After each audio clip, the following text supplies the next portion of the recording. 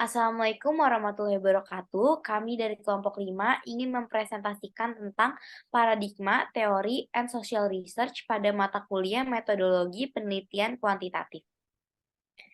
Kelompok kami beranggotakan saya sendiri, Azahra Bayoananda, Adam Zio Pandu, Mario Gondokusumo, dan Syabila Dwi Pahlovi.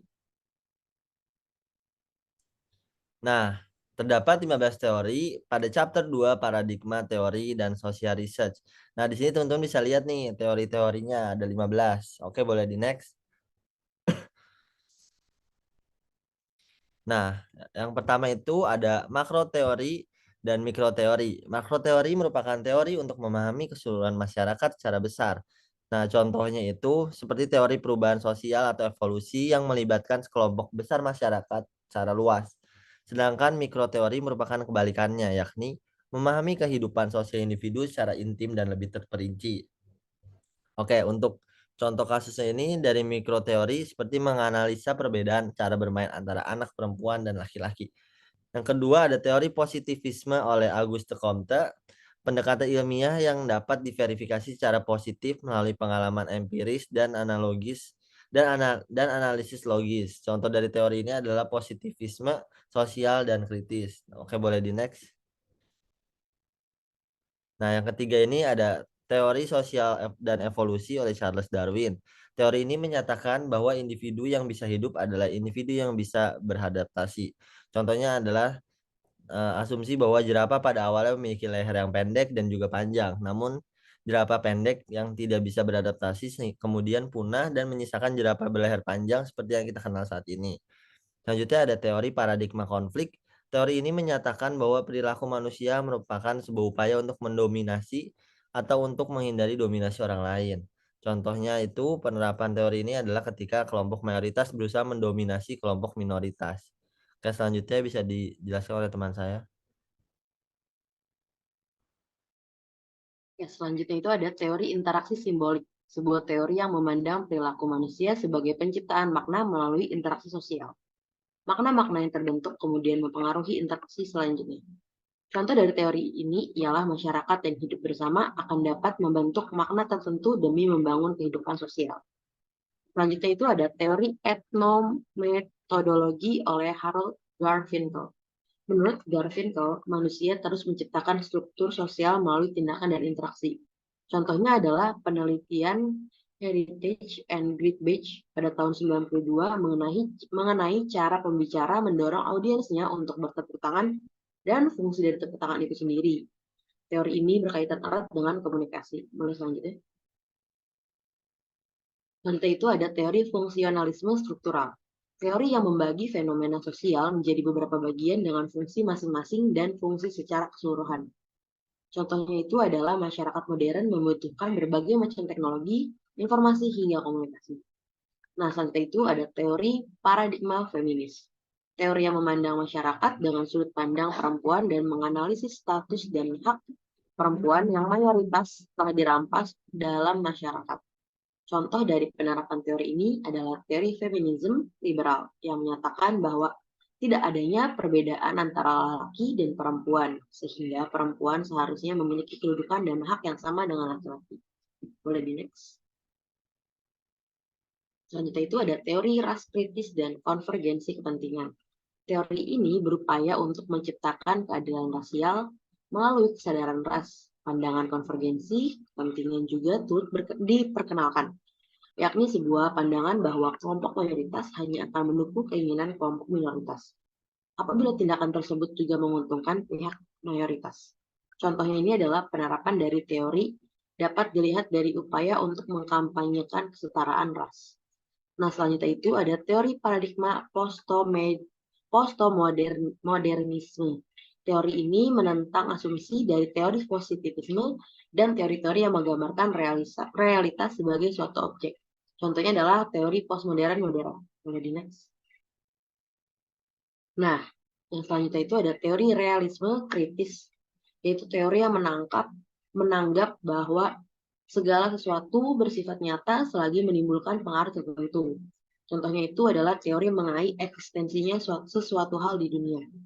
Selanjutnya itu ada teori hipotesis. Hipotesis merupakan prediksi tertentu yang dapat diuji terkait realitas empirisnya. Sebagai contoh, hipotesis dalam penelitian yakni prediksi peneliti sebelum melakukan penelitian. Setelah penelitian, maka hipotesis tersebut dapat diuji realitasnya. Selanjutnya akan dijelaskan oleh rekan saya.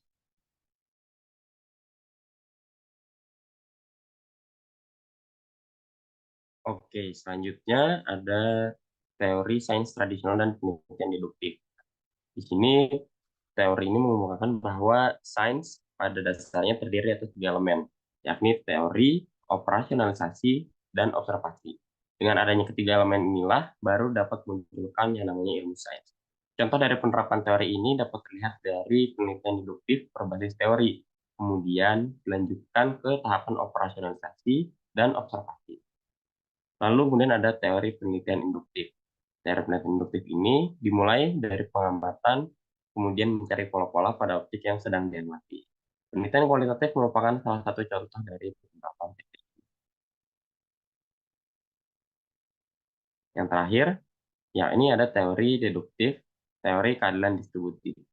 Teori ini meneliti terkait persepsi masyarakat terhadap keadilan. Apakah mereka diperlakukan adil oleh pemerintah, atau apakah mereka mendapatkan hak mereka, serta deskripsi matematis terkait refleksi individu mengenai kepemilikan mereka atas barang atau hal-hal yang mereka miliki. Teori ini berkaitan erat dengan perbandingan antara individu dengan individu lainnya. Dari sinilah, individu dapat merasakan seberapa jauh keadilan yang ia peroleh. Contoh dari penerapan teori ini adalah ketika pasangan yang bercerai hendak membagi harta secara adil. Maka, teori ini dapat digunakan untuk memastikan adanya keadilan. Oke, jika kita tadi sudah membahas ada 15 teori, maka pada selanjutnya terdapat 9 teori. Ini teman-teman bisa melihat mulai dari variabel dalam penelitian kuantitatif hingga teori pembelajaran sosial yang akan kita bahas selanjutnya. Next. Oke, jadi yang pertama di sini ada variabel dalam penelitian kuantitatif. Variabel dalam lingkup penelitian kuantitatif merupakan karakteristik yang melekat pada individu atau kelompok tertentu yang dapat diamati.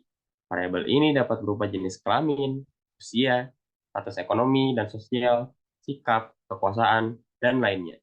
Variabel dibagi lagi menjadi beberapa jenis, yakni ada variabel independen, variabel dependen, variabel prediktor, variabel hasil, variabel mediasi antara variabel independen dan dependen, serta variabel moderasi.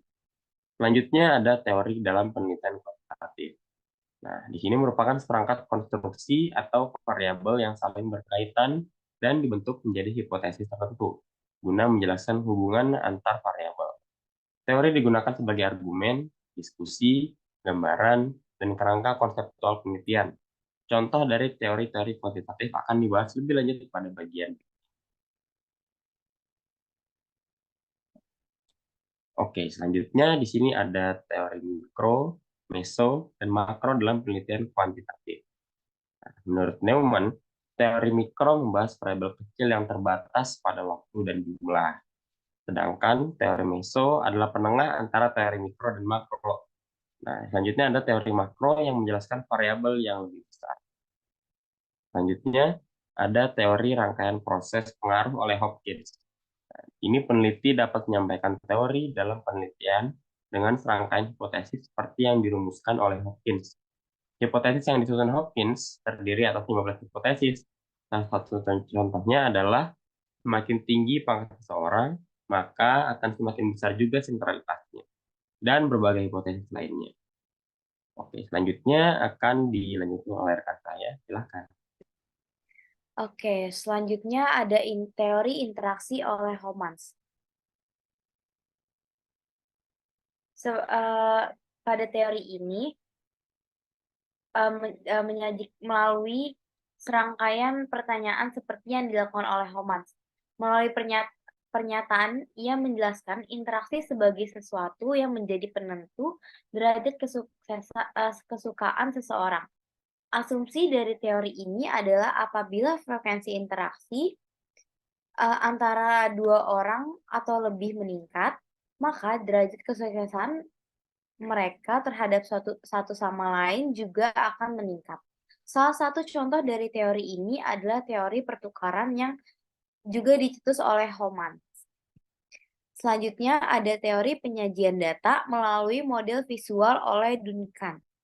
Metode lainnya yang dapat digunakan dalam menyajikan teori serta data penelitian adalah metode visual. Seperti yang dikemukakan oleh Duncan, penyusunan diagram dapat digunakan. Contohnya menggunakan diagram atau bagan agar dapat semakin menunjang pemahaman pembaca terkait hubungan antara variabel penelitian. Selanjutnya,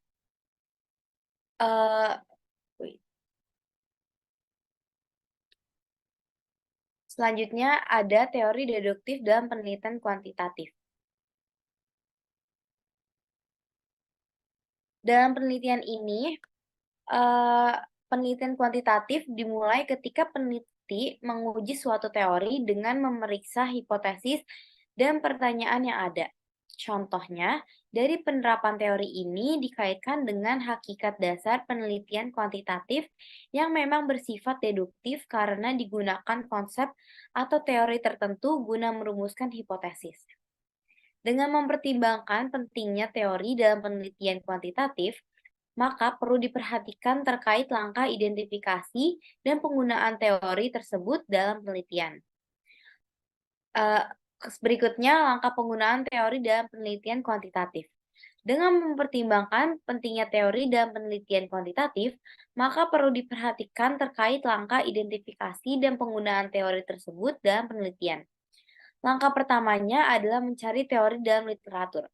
Langkah kedua adalah menelaah penelitian terdahulu dengan teori atau topik terkait. Langkah ketiga adalah merumuskan pernyataan guna mengetahui keterkaitan antara variabel pendekatan dengan independen. Langkah keempat adalah identifikasi teori yang ingin digunakan. Selanjutnya adalah teori pembelajaran sosial. Teori ini menjelaskan perilaku manusia yang berkaitan dengan interaksi berkelanjutan antara faktor penentu kognitif, perilaku, dan juga lingkungan. Teori ini juga hanya digunakan dalam lingkup pembelajaran saja, tetapi juga digunakan dalam penjelasan teknik penilaian kepribadian dan modifikasi perilaku dalam lingkungan klinis. Contoh dari teori ini dapat dilihat pada penelitian proses pembelajaran sosial di lingkungan sekolah. Terima kasih dari kelompok kami, kurang lebihnya mohon maaf. Wassalamualaikum warahmatullahi wabarakatuh.